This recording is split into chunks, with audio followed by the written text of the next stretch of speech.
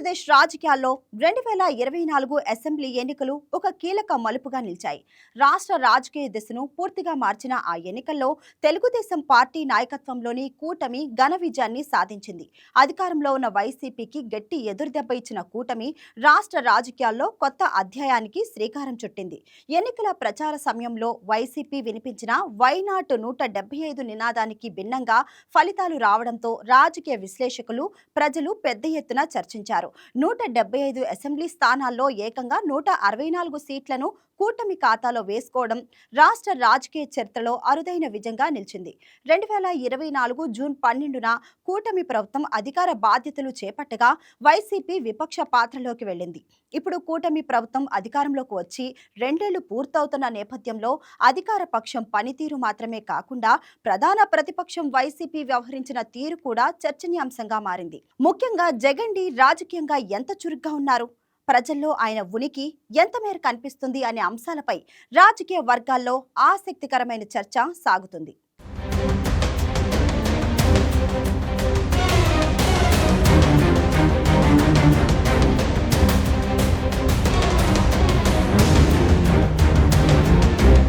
ఆంధ్రప్రదేశ్లో 2024 అసెంబ్లీ ఎన్నికలు ముగిసి 2 సంవత్సరాలు పూర్తి కావస్తున్నాయి.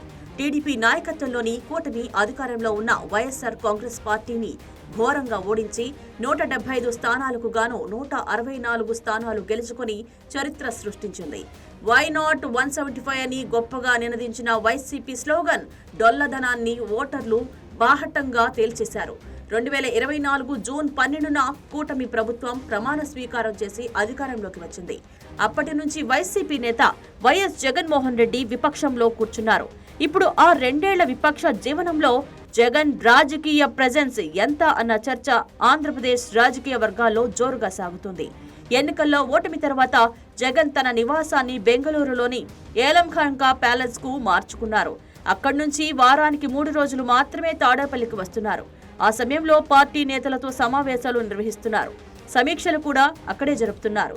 మధ్య మధ్యలో కొందరి దగ్గరకు పరామర్శలకు వెళ్లినప్పటికీ ఆ కార్యక్రమాలేవి పెద్దగా ప్రజల దృష్టిని ఆకర్షించలేదని పరిశీలకులు అంటున్నారు.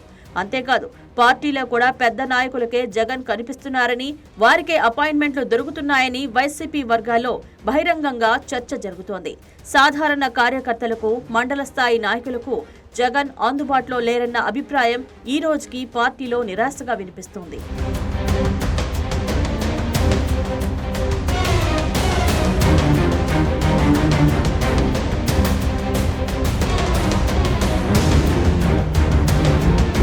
రాజకీయ విశ్లేషకుల అభిప్రాయం ప్రకారం ఏ పార్టీ అయినా బతికి బట్టగట్టాలంటే గ్రౌండ్ లెవెల్ క్యాడర్ అండ ఉండాలి.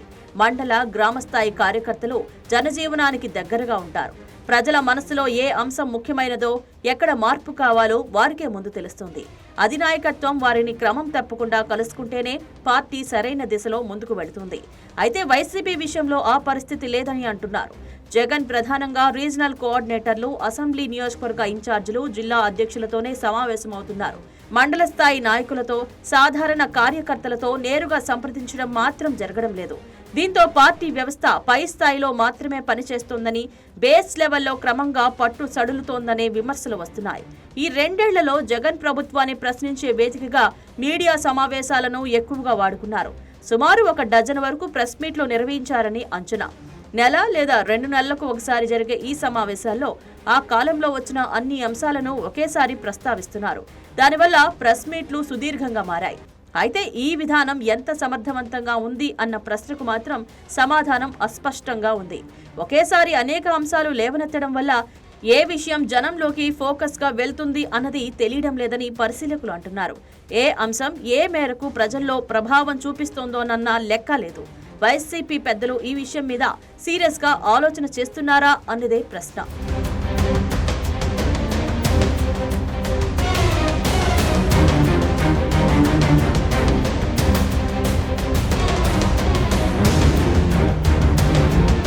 మరోవైపు విపక్ష హోదా ఇవ్వలేదన్న కారణంగా జగన్ అసెంబ్లీ సమావేశాలకు దూరంగా ఉంటూ వస్తున్నారు.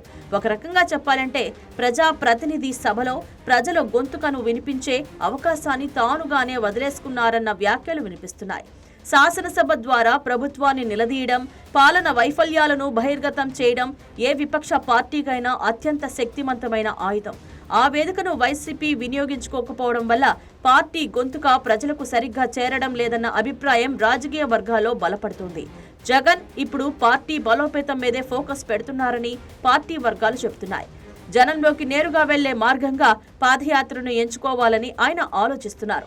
అయితే దానికి 2027ను లక్ష్యంగా నిర్ణయించుకున్నారు. అంటే మరో ఏడాది వరకు ఆయన ఇదే తీరులో కొనసాగే అవకాశం ఉన్నదని స్పష్టమవుతోంది. గతంలో జగన్ పాదయాత్ర ద్వారా ప్రజల మనస్సు గెలుచుకున్నారు. ఇప్పుడు కూడా అదే వ్యూహాన్ని అనుసరించాలని భావిస్తున్నట్లు కనిపిస్తోంది. కానీ 2027 వరకు ఆగడం వల్ల ఆ 3 ఏళ్ల కాలంలో పార్టీ బేస్ ఎంత నిలబడుతుంది అన్నది అసలు ప్రశ్న.